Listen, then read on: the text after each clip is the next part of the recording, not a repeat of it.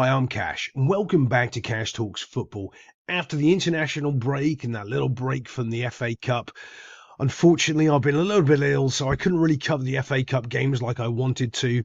There was so many poor referees' decisions, which I'm still going to cover because they have to be addressed. The amount of times that rules go for one team and not another, I think is awful. We all know this. And the biggest problem is with the VAR not addressing it correctly. And then it's not a clear and obvious error, but they get involved because it's a lesser team. I'm so sick of it. And I bet you all are as well. But today we're doing Nottingham Forest against Manchester United, the once great Manchester United. Now, if you haven't seen my Football is Dead videos, check those out because Manchester United are going to be taking at least 10 or 15 years before they get anywhere near to getting to the top four or competing for the Premier League. The fact that you think you can do it in one or two transfer windows, that has gone. Nottingham Forest is showing the way forward of how to actually play football and not just worry about this ticky-taka, possession-based football. Defence wins games. Defence wins championships. They concede one of the least amount of goals in the Premier League, and today was another classic example. But we're going to play this moving forward here because we're going to show you some of the just poor decisions from Manchester United players and some of the great ones from Nottingham Forest. So as we can see, Nottingham Forest have turned the ball over. Manchester United have it right here, and then we've got a ball in to Bruno Fernandes right here. Now Ratface should be scoring. Why? Look at the body shape of the defender. He's looking this way. His hips are kind of off center. That means he can take a touch and he can outpower this defender to about this area here and score. It's easy for him. Wait, no, it's not, because he's actually not that good of a midfielder. People think that he's a world-class type player. He's just not. To me, he never has been. He does do a lot for Manchester United, but he's not a guy that's going to win you tackles, control the tempo of the game. What he really is a Hollywood passer of the ball. And this is his zone. This is where you want him to have the ball because he can strike a ball and he can score. But his decision making here is so quick and so poor. It just goes back to what most Manchester United players do. So look, watch his first touch here. As he goes, boom, perfect. And now he's striking. Why? Because he doesn't have the pace to get past his defender and take it to here and be shooting. That's the problem. So he's taking it early because he's just not that good. Takes an early shot. It's not a good shot. It's almost straight at the keeper. If that was into a corner of either side, it's because he's got power on it. The guy can hit a ball, but he hasn't done enough to actually make the keeper move and actually try to score a goal here, which is really disappointing if you're a Manchester United fan. He just isn't hitting the target in the right zones. He's put it pretty much straight down the keeper's throat. But let's move it on. Actually, I'm going to show you this angle here from where he's hit the ball, and you can see how if he struck it anywhere near any of these zones here, he's got a chance to score, but he just doesn't. So watch the keeper's movement where he actually connects with the ball. Look at his feet. He's really not done much. He's parried it. I actually want the keeper to catch it there. He's got the ability to do it. He's kind of panicked because it's a snapshot. He really should have done a little bit better to hold on to it, but it's just a poor shot. Well, sorry, it's a clean strike, but it's a poor shot for the accuracy of the shot. So here we are on the Nottingham Forest goal. Now, it's very interesting because you go, Nottingham Forest goal, but United have taken a corner. Now, if you go back to when Jurgen Klopp first came into the Premier League, Liverpool were one of the fastest teams on the transition. So you didn't really want to have a corner against Liverpool because at any second from that corner, they're going to go and score on you. Well, Nottingham Forest are very, very similar.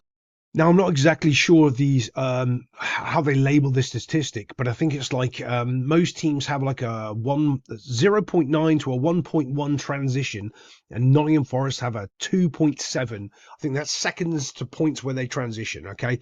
I'm not sure exactly what the statistics and how they use that down and break it down, but it's what it really means is if you lose the ball against them, you better defend really, really quickly. So if you're setting up against a team like this, first off, there's so many problems when I say this because from a coaching point of view, you don't change the way you're playing for certain teams until you've got your team playing the way you want them to play. Then you can do certain things. Amarin doesn't have that luxury where he can say, right, on set pieces, we're going to do X, Y, and Z. Now, I was actually listening to Goldbridge's stream, and love him or hate him, he talks a lot of nonsense and he talks a lot of sense, but he doesn't understand football. He just talks like what he says to, to the masses, and the masses eat it up. So one of the reasons why you play this front post corner, because he was complaining about the amount of times Manchester United were hitting this front post, the amount of goal scoring opportunities that arise from, right, you're not looking to score from the first interaction here, it's the second. So when you get the front post flick or any sort of front post touches there, the reason they play it into that area is because the second chance is the most chances scored by where you put the ball into certain zones. Now, personally, I don't necessarily agree with that as a coach that's been coaching for years and years, but I also know what the technical aspect is when you're looking at the technical analysis. The reason they play it into that front post zone there is because first of all, let's break down how many times you score from a corner. You score 3% of goals get scored from a corner from your on average, right? So that's what you're looking at. So if you have 100 corners, 3 are getting scored on those corners. That's the average. And you go, well, that's crazy. Yeah. So then you look at what's called second opportunities from those corners. So you score a corner, 3%, but then on the second one, it's almost like 17% on the second chance from a corner, on the second mistake that you create happen. And that comes from this front post havoc. Okay. So when United play this ball in, that's what they're looking to do. They're playing the percentage bump. But this is what the important part is. This is the difference between Nottingham Forest, a team that's going to get Champions League football at the top of the table, and a bottom of the league team in Manchester United. Right. You've just seen a header here. Bump. I think this is Nico Williams, actually. The ground covered here is huge. Not only that, you can see how many United players are in no way to defend the corner. What do you mean defend the corner? They're taking a corner. Yeah, but you also have to remember you're going to lose the ball. So from a corner, well, because that's the percentages. And then you have to defend that. So you want a certain amount of players in certain positions, at least one there and at least one there. But you don't have any because you have so many United players here. And if the corner goes wrong and they defend it properly, you're in trouble. Look at him running to close the ball down. Do you see any United players coming to support their teammate or trying to do anything where instead of him having to lump the ball back in, they can lay it off to another United player who's supporting him? Nope. No interest whatsoever. They're just watching. And that's the difference. Because I'm going to talk about the passion difference between Nottingham Forest and Manchester United. And you can see it in a couple of things I'm going to show you in a minute. And the difference of Nottingham Forest players actually caring. So when he hits the ball, bump, goes back in. Now what? All those players that you saw those Man United players all over the place are all instantly marked again. Look how quick Nottingham Forest have their shape and their structure and their back marking and defending. Now, here's the other key point. From here, when you're defending, where do you want to put the ball? Well, you don't want to put it down the middle of the field, all right? Because you know that's where they're going to have a player. You want to put it left or right into those zones because that's where the space is.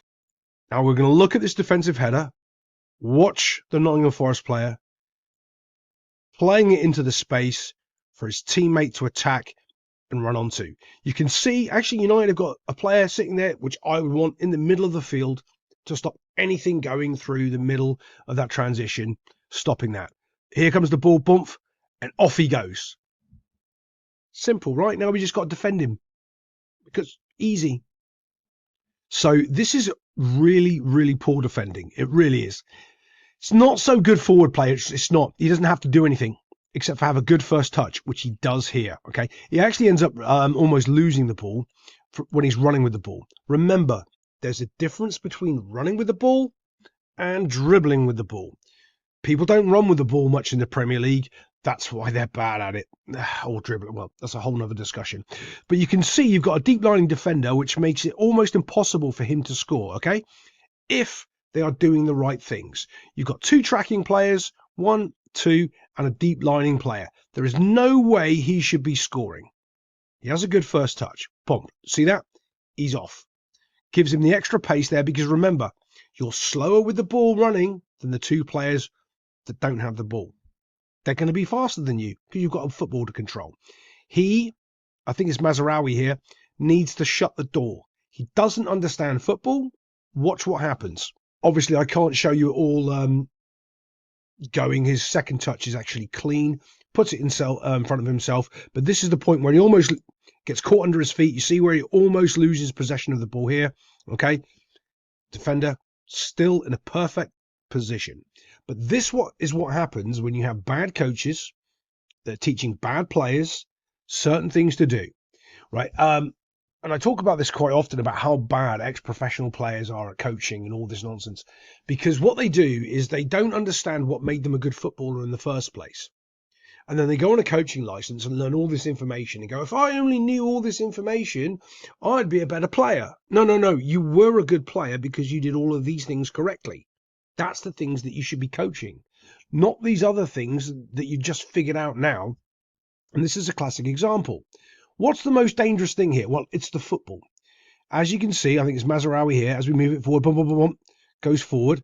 He forgets that the football's the most dangerous thing.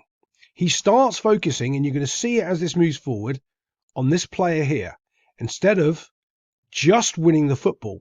Because also, right now, Elanga's he's fighting for possession. He's trying to keep possession of the ball on a run. He's just been running from inside his own 18-yard box. Yet, not good enough. Bad tackle, gone to ground, tried to take him out. If you're going to take him out, get the yellow card. Because if you do right there, your team doesn't lose 1-0 this game. They just don't. So now, you're looking at a player here. Have a look at him. Has he split the pass here? What does that mean? Has he overcommitted going this way? Yeah, he has. So he's opened up the pass here, and he's realizing it, right? So as he's realizing he's opened up the pass, do you see he's backpedaling, trying to cut that pass out? And what should he be going towards? The football. The only thing he should be caring about right now is the football. Instead, he's backpedaling because his positioning was wrong, and he's trying to cut that pass out that doesn't exist because the pass never happens. So what he's doing, he's playing for something he's thinking his coach is going to yell him about that isn't a thing. So look, you see, he's still backpedaling, not going towards the football, no intentions of trying to make a challenge whatsoever. He's still trying to get back so he can split the pass, right? And he's not interested in the football at all. All of a sudden, before he knows it, Elanga's put it in the goal. Like, at no point have you gone towards the ball. When Elanga was fighting with the other defender over here before he when he went to ground, that's the opportunity you had to win the football. But you're so busy backing away and trying to cut out the pass, you're completely unaware that there's a football on the field, and if you don't tackle him, he's just going to kick it in the goal. And he does, and it's a great finish. I'm going to show you a couple of little more things, but Nottingham Forest, don't let me down. You better make Champions League. By the way, when you look at the other angles and you watch, it's Mazraoui running away from the ball, it's so much more apparent that he doesn't know what to do, doesn't know when to challenge, and it's all too late. It's just not good enough at this level.